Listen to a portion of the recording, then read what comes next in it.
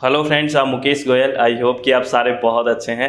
और फ्रेंड्स, आज हम बात करेंगे जो पेपर वन के कुछ एमसीक्यूज़ हैं उसके बारे में बात करेंगे। तो अच्छे से अपने आप को रिलैक्स करके समझना है सारे क्वेश्चंस को, ठीक है। इससे पहले एक इन्फॉर्मेशन आपको दे देता हूं फ्रेंड्स कि यूजीसी नेट का जो पेपर वन कंपलसरी पेपर है उसके अपने रजिस्ट्रेशन ओपन है। और अगर आज कोई रजिस्ट्रेशन होता है तो हम क्या करेंगे, उसका नेक्स्ट सेशन तक जब भी एग्ज़ाम हो, दिसंबर वाला, फेब में, मार्च में जब भी हो, तब तक उसका वैलिड रहेगा। और किसी का पेपर टू इन्वायरमेंटल साइंस है तो भी उसका रजिस्ट्रेशन ओपन है। इन्वायरमेंटल साइंस के जो कोड नंबर 89 है उसके रजिस्ट्रेशन भी ओपन है। अगर कोई अभी रजिस्ट्रेशन कराता है तो नेक्स्ट एग्ज़ाम तक वैलिड रहेगा, ठीक है।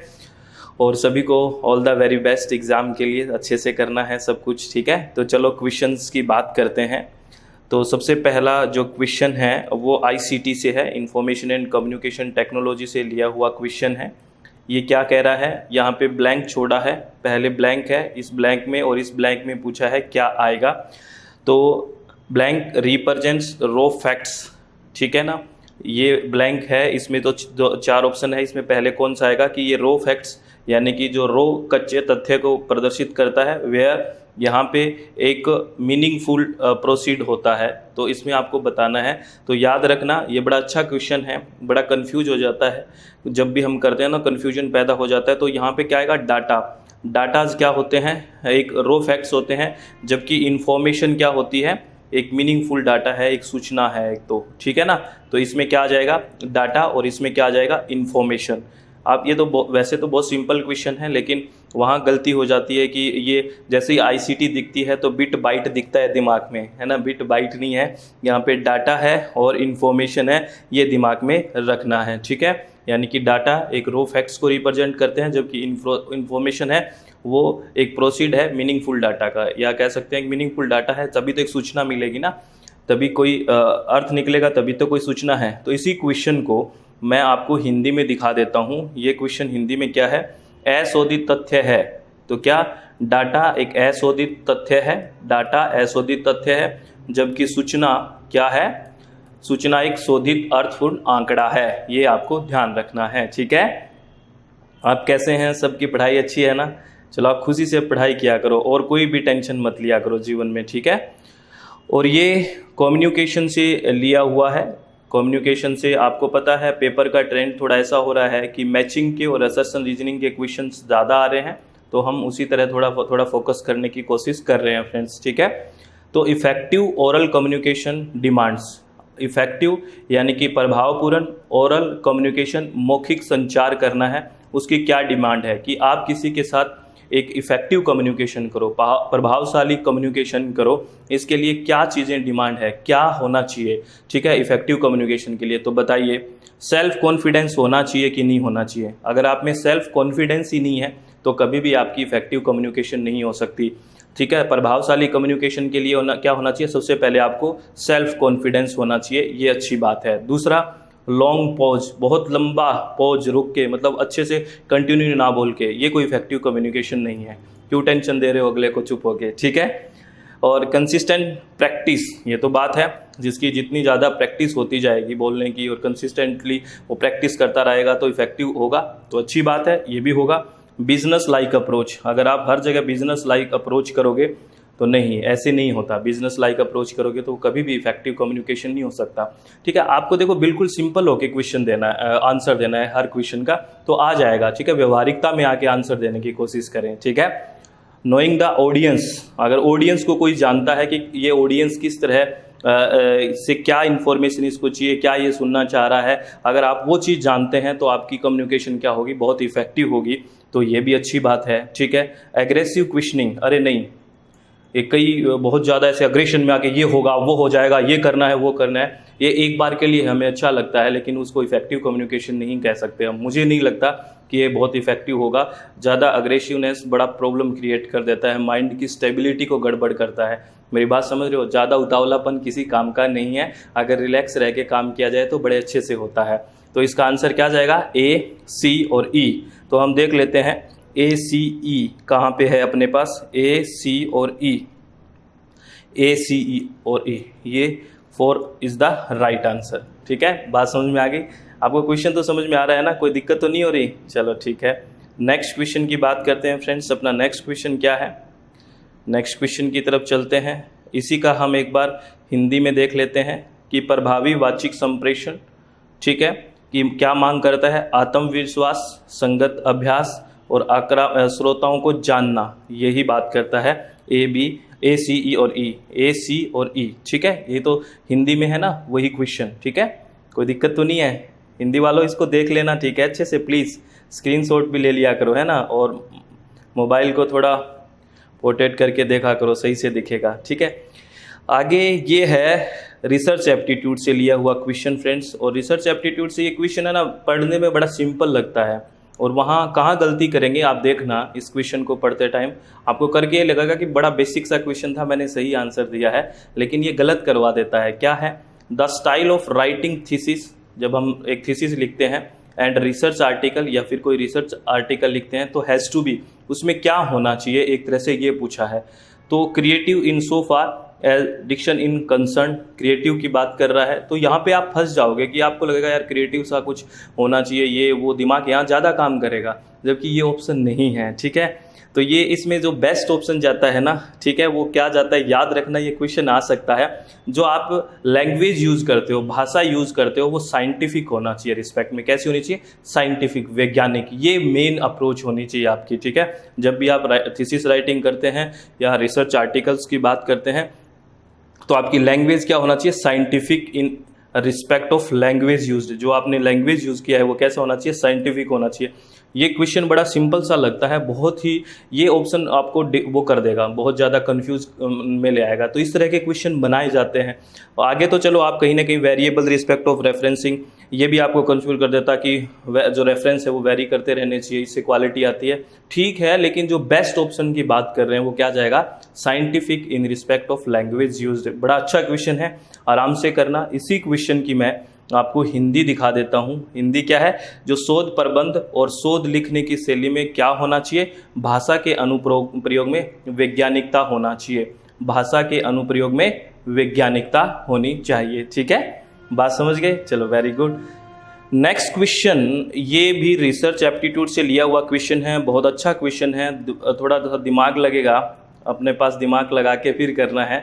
आप बहुत इंटेलिजेंट है, आपकी तैयारी भी बहुत अच्छी है, तो आप करो इस क्वेश्चन को। ये क्या कह रहा है, the probability sampling procedure. Probability sampling procedure क्या होता है, प्रोबेबिलिटी में क्या होता है, संभावना, यानी कि 100% संभावना होती है कि उस पॉपुलेशन में कोई भी सैंपल है वो क्या हो सकता है, सिलेक्ट हो सकता है, यानी कि every sample have the equal chance to be selection, ठीक है, यानी कि equal chance to be select, हर एक सैंपल है उस पॉपुलेशन में, वो इक्वल चांस रखता है सिलेक्ट होने का। प्रोबेबिलिटी ये कहती है, मतलब संभावना है। तो ये कह रहा है probability sampling procedure. Probability sampling procedure का मतलब समझ गए ना, कि every sample have the equal chance to be select, ठीक है ना। हर एक सैंपल इक्वल चांस है। जैसे 20 लोग बैठे हैं, तो उसमें मैंने प्रोबेबिलिटी से अगर सैंपलिंग कर रहा हूं, तो 20 लोगों में से मैं किसी को भी एज ए सैंपल ले सकता हूं, है ना, किसी को भी मैं कह सकता हूं कि हाँ, क्योंकि हमने क्या करनी है, प्रोबेबिलिटी या रैंडम सैंपलिंग। तो ये होती है रैंडम सैंपलिंग या प्रोबेबिलिटी सैंपलिंग, ठीक है, जिसमें 100% चांस होता है हर एक सैंपल का।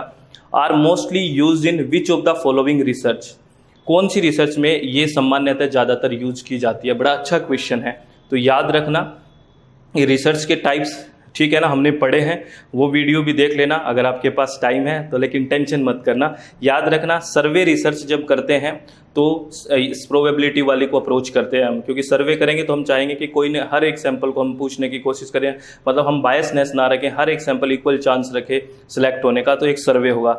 जब भी हम एक्सपेरिमेंटल रिसर्च करते हैं तब भी हम प्रोबेबिलिटी सैम्पलिंग प्रोसीजर में जाते हैं मोस्टली, ठीक है। फिनोमिनोलॉजी बेस्ड और एक्शन रिसर्च यहाँ पे नहीं होता है, याद रखना, यहाँ पे रैंडम नहीं होता है या प्रोबेबिलिटी नहीं होती है, क्योंकि फिनोमिनोलॉजी होती है घटना पे, किसी भी घटना, किसी एक्सपीरियंस के आधार पे कोई घटना के बारे में रिलेट करना किसी चीज़ को, ये होती है फिनोमिनोलॉजी, ठीक है ना। बात समझ रहे हो, मेरी बात समझ रहे हो ना। फिनोमिना क्या होता है, कोई घटना होती है और ये किसी के एक्सपीरियंस के आधार पे, कि अच्छा इसने ऐसे देखा तो ऐसा होगा, है ना, तो ये होती है, ये होती है सब्जेक्टिव टाइप, व्यक्तिगत होती है ये। तो इसमें कोई भी प्रोबेबिलिटी सैम्पलिंग ज़्यादातर नहीं यूज़ की जाती है। और एक्शन रिसर्च के बारे में तो आप जानते ही हो, ये इमीडिएट सॉल्यूशन, ये एक छोटे ग्रुप पे करने की ऐसी बात आती है, तो यहाँ पे भी प्रोबेबिलिटी सैम्पलिंग नहीं, नॉन प्रोबेबल की तरफ ज़्यादा जाने की संभावना रहती है, तो ये दोनों नहीं आएंगे। ठीक है, अब आगे वाली बात देख लेते हैं, कोरिलेशन डिजाइंड बेस्ड रिसर्च, यानी कि कौन सा वेरिएबल कैसे रिलेट करता है। तो इसके लिए हम प्रोबेबिलिटी की हर एक सैंपल इक्वल चांस रखे ऐसा ही करते हैं, क्योंकि हमें रिलेशन पैदा करना है कि कौन सा इंडिपेंडेंट वेरिएबल कैसे डिपेंडेंट वेरिएबल आपस में रिलेट करते हैं। तो ये कोरिलेशन निकालने के लिए आपको थोड़ा थोड़ा तो समझ आ रहा है ना, टेंशन मत लेना प्लीज़, आप टेंशन मत लेना। आप एक बार रिसर्च के टाइप पढ़ें, वहाँ पढ़ लेना, वहाँ ज़्यादा से अच्छे से समझ में आ जाएगा। क्योंकि देखो इस क्वेश्चन में आपको सैम्पलिंग भी अच्छे से आनी चाहिए कि प्रोबेबल क्या होती है, नॉन प्रोबेबल क्या होती है, टाइप क्या होती है, एक्सपेरिमेंटल रिसर्च होती क्या है, सर्वे रिसर्च होती क्या है, एक्शन और फिनोमेनोलॉजी होती क्या है, कोरिलेशन डिजाइन होता क्या, ये सारी चीज़ भी पता होना चाहिए ना, तभी तो आपको ये क्वेश्चन बहुत अच्छे से समझ में आएगा। लेकिन कुछ तो समझ में आ ही गया होगा। ठीक है, तो इसको आंसर क्या हो गया, इसका आंसर अपने पास, इसका आंसर ए हो गया, बी हो गया और ई हो गया, ए बी और ई, ए बी एंड ई, ये 1 इज़ द राइट आंसर। अच्छे से सुन लेना, इसको समझ में आ जाएगा। ठीक है, और थोड़ा थोड़ा खुद भी हमें प्रयास करना चाहिए, है ना, सारी बातें मैं ही बताऊंगा तो फिर आप क्या करोगे, हमें भी तो थोड़ा परिश्रम करना है ना। आप बहुत परिश्रम करते हैं, मैं जानता हूँ, बहुत हार्ड वर्क करते हैं आप, लेकिन थोड़ा और करिए प्लीज़। ठीक है, तो इसमें देखो यही पूछा है, ये इसी को मैं बता देता हूँ हिंदी में, किन शोधों में संभाव्यता पर आधारित जो प्रतिदर्श चयन विधि है वो सर्वेक्षण शोध पे है, परीक्षणात्मक शोध पे है, ठीक है ना, और सहसंबंधात्मक अभिकल्प आधारित शोध पे है, ए बी और ई। ठीक है, चलो बढ़िया है, वेरी गुड, आपको समझ में आ गया होगा।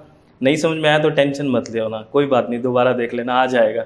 लेकिन टेंशन लेने तो आना नहीं है, अगर टेंशन ले ली तो आ जाएगा क्या, नहीं आएगा, फिर तो और भूल जाओगे, तो टेंशन नहीं। ठीक है, आगे बात करते हैं, विच of the following mode of assessment, ये बड़ा क्वेश्चन आ रहा है टीचिंग एप्टीट्यूड में, ठीक है ना, असेसमेंट से। ठीक है, in which of the following modes of assessment the potential for increasing intrinsic motivation, increase बढ़ाने के लिए, intrinsic मतलब अंदर की, motivation मतलब अभिप्रेरणा, कौन सा इसमें ज़्यादा अच्छा असेसमेंट है जिसमें आंतरिक अभिप्रेरणा बढ़ जाए एक तरह से, कौन सा है इसमें आपको बताना है। तो देखो अगर क्वेश्चन समझ में आ गया है ना तो ठीक है, ये क्या कह रहा है ये कि आपकी आंतरिक अभिप्रेरणा बढ़ जाए। ठीक है, इसके लिए कौन सा असेसमेंट ज़्यादा बढ़िया है। तो याद रखना, जो फॉर्मेटिव होता है ना वो बहुत बढ़िया होता है, कंटिन्यूस बेसिस पे होता है यार, कंटिन्यूस बेसिस पे कोई आपको असेसमेंट कर रहा है ना तो बहुत बढ़िया कि आज क्या कर रहा है, ये कर रहा है। अगर कंटिन्यूस बेसिस पे करोगे ना तो आपको मोटिवेशन मिलेगी इंटरेस्टिंग, कि अच्छा यार मेरा पता लग रहा है मैं क्या काम कर रहा हूँ। अब मतलब आपने देखा होगा पहले तो क्या होता था, 6 मंथ और 12 मंथ में एग्जाम होते थे, लेकिन अब देखो वीकेंड पे भी लेने लग गए हैं ना, 15 डेज में भी लेते हैं, तो इससे असेसमेंट हो जाता है कंटिन्यूस बेस पे, जिसको बोलते हैं फॉर्मेटिव असेसमेंट बेस्ड इवोल्यूशन। तो ये सबसे अच्छा मेथड है जिसमें आपकी जो आंतरिक मोटिवेशन है वो बढ़ेगा, अभिप्रेरणा बढ़ेगी। अगर वैसे इस तरह के क्वेश्चन में अगर लैंग्वेज आपको वहाँ जाके समझ में नहीं आए ना जल्दबाजी की, तो इस ऑप्शन को भी ढूंढ लेना, ये ऑप्शन ज़्यादातर जाता है। ठीक है, ये मैं इसलिए बता रहा हूँ, जब आपको बिल्कुल ही ऊपर समझ में नहीं आ रहा क्या कह रहे हैं तो ये चेप दिया करो। ठीक है ना, समझ गए, ठीक है ना, चलो वेरी गुड। तो ये है हिंदी में, निम्नलिखित में से किस आंकलन प्रविधि में अंतर्भूत प्रेरणा को बढ़ाने हेतु इष्टतम संभावना है। तो इसमें क्या है, रचनात्मक आंकलन आधारित मूल्यांकन। और देखो इसके नाम में भी तो कह रहा है रचनात्मक, रचनात्मक है ये, तो बुरा कैसे हो सकता है। ठीक है, हिंदी वालों के लिए और सिंपल है ये, रचनात्मक आंकलन आधारित मूल्यांकन। ठीक है, नेक्स्ट क्वेश्चन की बात करें फ्रेंड्स, नेक्स्ट क्वेश्चन है असर्शन रीजनिंग का। असर्शन रीजनिंग और मैचिंग के क्वेश्चन ज़्यादा आ रहा है, मैं कह रहा था ना, तो इसमें असर्शन रीजनिंग का है। और ये ब्लॉग वाला क्वेश्चन कई बार पूछ लिया है, अभी भी पूछा था ब्लॉग वाला क्वेश्चन मैचिंग में। तो असर्शन रीजनिंग से क्या क्वेश्चन फॉर्मेशन हो सकता है उसकी हम बात कर रहे हैं। ठीक है, a blog is a form of social media, एक ब्लॉग है वो एक सोशल मीडिया का फॉर्म है, ये तो सारे ही जानते हैं। ब्लॉग लिखते हैं ना कि आपके विचार इसके बारे में क्या, ब्लॉग लिख के छोड़ देते हैं ना, तो ब्लॉग क्या है, एक सोशल मीडिया का फॉर्म है, ये तो पता है ना, ब्लॉग लिखते हैं आपस में, इसके बारे में ये बात लिख दी गई, तो ब्लॉग क्या है, फॉर्म ऑफ सोशल मीडिया है, पता है। ठीक है, और उसके बाद में a blog allow anyone to communicate to a public audience. ठीक है, ये कह रहा है कि ब्लॉग है वो हर एक को कम्युनिकेट करने के लिए अलाउ करता है। ठीक है, तो तभी तो वो सोशल मीडिया है, अरे तभी तो सोशल मीडिया है, हर एक को अलाउ करता है। सोशल मीडिया फेसबुक पे है, ये भी तो सोशल मीडिया है ना, तो इसी तरह ये ब्लॉग भी क्या है, एक सोशल मीडिया है, क्योंकि ये हर एक को क्या करता है, कम्युनिकेट करने के लिए अलाउ करता है। तो ये बात भी ठीक है, और ये इसका रीजन भी हो गया, इसीलिए ये सोशल मीडिया है ना, कि इसमें ये रीज़न है तो इसीलिए तो ये सोशल मीडिया है, और इसमें यही पूछा है कि ए का रीज़न ही है, तो ठीक है, ए ठीक है, आर ठीक है, और ए का सही रीज़न है आर, ठीक है।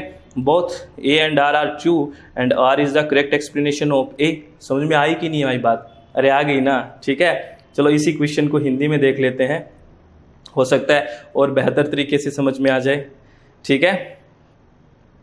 चलो ये कह रहा है ब्लॉग एक सोशल मीडिया का रूप है। हिंदी में ब्लॉग सोशल मीडिया का एक रूप है, ठीक है, सही बात है। ब्लॉग के माध्यम से कोई व्यक्ति आम जनता से बात कर सकता है, ठीक है, तभी तो ये सोशल मीडिया है। तो ये हो गया, ए और आर दोनों सही है और आर एक ही सही व्याख्या है। समझ में आ गई बात? चलो ठीक है, नेक्स्ट क्वेश्चन की तरफ चलते हैं। नेक्स्ट क्या क्वेश्चन है, ये मैच करना है, ठीक है। यहाँ पे कुछ इनिशिएटिव लिए गए हैं, डिजिटल इनिशिएटिव भारत सरकार के द्वारा, और इधर इन डिजिटल इनिशिएटिव का पर्पज़ क्या है ये देखा गया। मैच का क्वेश्चन आ गया। ये हायर एजुकेशन से भी जोड़ सकते हैं, इसको थोड़ा थोड़ा आईसीटी से भी जोड़ सकते हैं, ठीक है ना। तो ये दोनों का मैचिंग करके क्वेश्चन है, ठीक है। तो आपको बताना है कि इधर कुछ डिजिटल इनिशिएटिव लिए गए हैं और इधर इन डिजिटल इनिशिएटिव का जो ये लिए गए हैं इनिशिएटिव, ठीक है, इनका पर्पज़ क्या है, ये क्यों लिए गए हैं, इनको मैच करना है आपको। तो सबसे पहले उमंग, उमंग किस लिए लाई गई एक इनिशिएटिव है, उमंग किस लिए लाया गया है? तो उमंग एक सिंगल गवर्नमेंट सर्विसेज है, एक सिंगल गवर्नमेंट सर्विस है उमंग। ये है क्या, इसके बारे में देखो, इतना बता के नहीं जाऊंगा, पूरा क्लियर करते हैं। चलो उमंग क्या होता है, उमंग की फुल फॉर्म भी पूछी जा सकती है। उमंग को मैंने क्या बताया, एक सिंगल गवर्नमेंट सर्विस है, ये ध्यान रखना। अब इसको अच्छे से डिफाइन करते हैं। चलो एक नोट डाल के मैंने लिख दिया है कि उमंग क्या है, उमंग की फुल फॉर्म भी आपसे पूछी जा सकती है। अब उमंग क्या है, उमंग एक यूनिफाइड मोबाइल एप्लीकेशन है, ठीक है। क्या है ये, unified mobile application for new age government.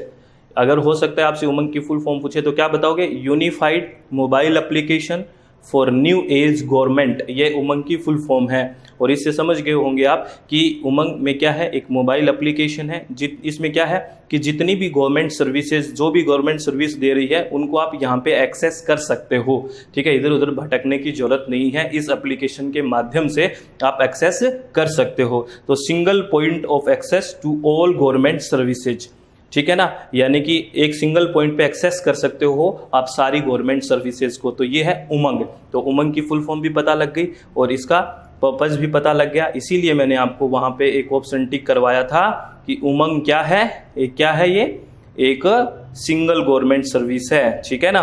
समझ गए ना कि इस पे सारी की सारी चीजें आ जाती है जो भी गवर्नमेंट सर्विस दे रही है सिंगल पॉइंट पे, इसीलिए। और भीम, भीम तो आप यूज करते ही हो, अरे भीम यूज करते हो ना, यूनिफाइड पेमेंट इंटरफेस, ठीक है। इसमें पेमेंट करते हो ना भीम से, अरे करते हो ना, ठीक है, हाँ ना तो कर लिया करो कुछ, ठीक है। ई बीज क्या है, बिजनेस है, कौन सा, इलेक्ट्रॉनिक बिजनेस है। और इलेक्ट्रॉनिक बिजनेस ये किस किस के बीच है, गवर्नमेंट टू बिजनेस सर्विस है ये, government to business service, G2B, government to business service, ठीक है ना। ये तो बिजनेस बोल ही रहा है और ये भी बिजनेस ही है, ठीक है। तो इसमें तो कोई डिफिकल्टी है ही नहीं।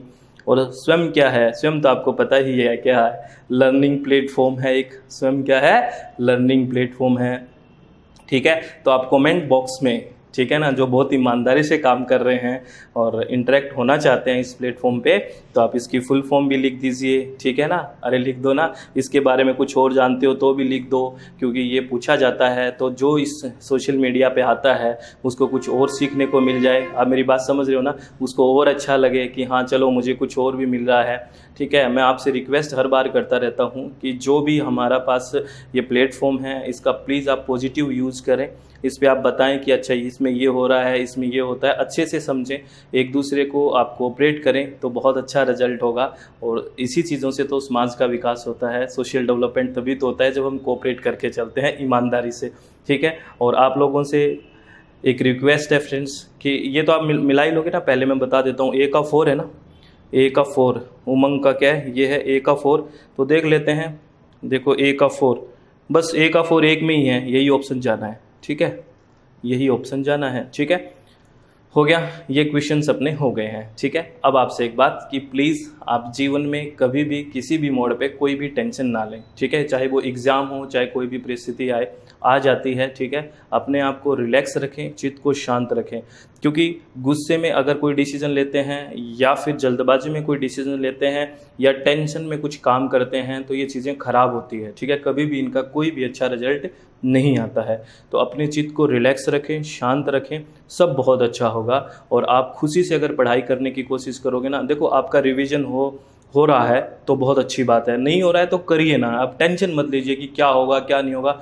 एक एक के दिन पहले मेरे पास फ़ोन आता है, मैसेजेस आते हैं कि कल पेपर है, आज कोई स्ट्रेटेजी बता दीजिए, क्या करें, कैसे स्ट्रेटेजी बताएं, बताओ एक दिन में क्या स्ट्रेटेजी होती है। और दूसरी बात, मेरी स्ट्रेटेजी आप लोगों को कैसे काम आएगी, मैंने पहले भी बताया, स्ट्रेटेजी एक ही होती है जीवन में। आप ईमानदारी से हार्ड वर्क करिए, पॉजिटिव वे में चलिए, और स्मार्ट वर्क, हार्ड वर्क के साथ स्मार्ट वर्क भी होना चाहिए। पेपर में क्या आ रहा है, किस तरह की चीज़ अप्रोच हो रही है, कैसे लेवल के क्वेश्चंस आ रहे हैं, और उससे ईमानदारी से मेहनत करिए। जिस दिन आपको सारा सिलेबस, जिस तरह आपको ज्ञान होगा, जिस टाइम आपके कंसेप्ट क्लियर हो गए, तो आपको किसी भी स्ट्रेटेजी की ज़रूरत नहीं है, कभी भी डरने की ज़रूरत नहीं है। आपके अंदर सेल्फ कॉन्फिडेंस होगा। ठीक है ना, हमने इफेक्टिव कम्युनिकेशन में पढ़ी थी ना ये बात। तो आप अच्छे से रहें, मस्त रहें, पॉजिटिव रहें, सब बहुत अच्छा होगा। और आपको मेरी तरफ से ऑल द वेरी बेस्ट, और आप खुशी से पढ़ाई करिए। और आपको इन्फॉर्मेशन फिर दे देता हूँ कि यूजीसी नेट का जो कंपलसरी पेपर है उसके रजिस्ट्रेशन ओपन है।